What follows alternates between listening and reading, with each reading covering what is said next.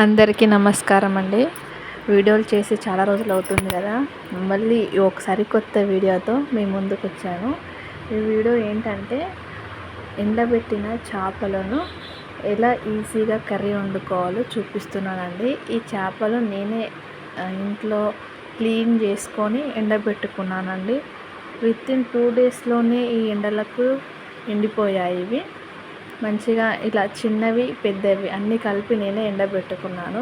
ఇప్పుడు వీటిని ఎలా వండుకోవాలో చూపిస్తున్నాను. ముందుగా ఒక గిన్నెలో నీళ్లు పోసి అందులో దొడ్డుప్పు వేసి నీళ్లు బాగా మసులుతుండగా అందులో ఇవి వేసాను.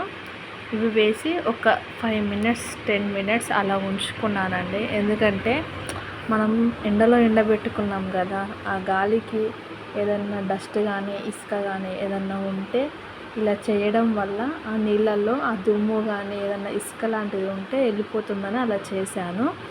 అది పక్కన పెట్టేసుకొని ఒక చిన్న బౌల్లో ఒక నిమ్మకాయ అంత సైజు చింతపండు ఇలా వేసుకొని నానబెట్టుకున్నాను. ఇప్పుడు ఆ నీళ్ళల్లో వేసుకున్న ఈ చేపలను నీళ్ళన్నీ వంపేసుకొని ఇందులో అల్లం వెల్లుల్లి పేస్ట్ ఒక చిన్న స్పూను, ఒక 2 స్పూన్లు కారము వేసుకున్నాను. మరియు ఇందులోనే ఒక చిన్న స్పూన్ పసుపు కొంచెం వేసుకొని వీటిని బాగా కలిసే విధంగా మెల్లమెల్లిగా కలుపుకుంటున్నాను. మెల్లిగా కలుపుకోవాలండి, ఎందుకంటే ఇవి మనం వేడి నీళ్ళల్లో నానబెట్టుకున్నాం కదా, కొంచెం ప్రెస్ ఇచ్చిన అందులో నుంచి ముళ్ళులు అనేది బయటికి వస్తాయి, ప్లస్ అవి చితికిపోయినట్టు అవుతాయి. అది పక్కన పెట్టేసుకొని మళ్ళీ స్టవ్ మీద ఒక గిన్నె పెట్టుకొని అందులో ఒక మెంతులు జీలకర్ర వేసి వేయించుకున్నాను. అది పక్కన పెట్టేసుకొని మిక్సీ చేసి పక్కన పెట్టుకున్నాను. ఇప్పుడు ఒక 2 మీడియం సైజు ఉల్లిగడ్డలు చిన్న చిన్న సైజులో కోసుకొని ఇలా ఆయిల్లో వేసి కొంచెం లైట్ బ్రౌన్ వచ్చేంత వరకు వేయించుకోవాలి. ఆ ఉల్లిగడ్డలు లైట్ బ్రౌన్ వచ్చాక మనం మ్యారినేట్ చేసి పక్కన పెట్టుకున్న ఈ ఎండు చేపలను అందులో వేసి మెల్లిగా కలుపుకోవాలి. మీరు చూస్తున్నట్టయితే నా గంటె ఎలా ఉందో చూడండి, మొత్తం స్మూత్గా ఒకే సైజులో ఉందండి. ఇలాంటిది అయితే మనకు కలుపుకోవడానికి బాగుంటుందనేసి నేను ఇలా ఈ గంటె పెట్టుకున్నాను. మెల్లిమెల్లిగా కలుపుకోవాలి, లేదంటే అవన్నీ విడిపోతాయండి, ముళ్ళులన్నీ బయటికి వచ్చేస్తాయి. ఇలా కలుపుకొని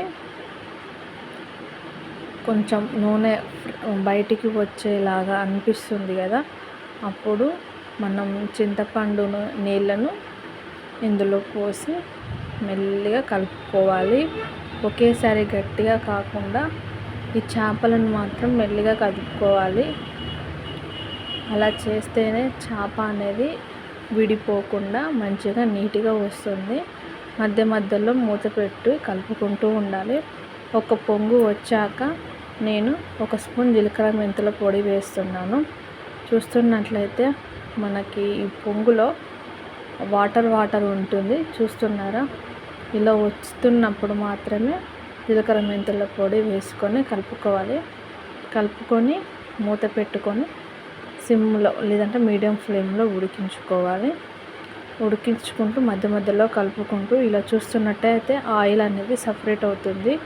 ఈ ఆయిల్ అనేది సపరేట్ అయ్యేంత వరకు ఉడికించుకుంటే ఎంతో రుచికరమైన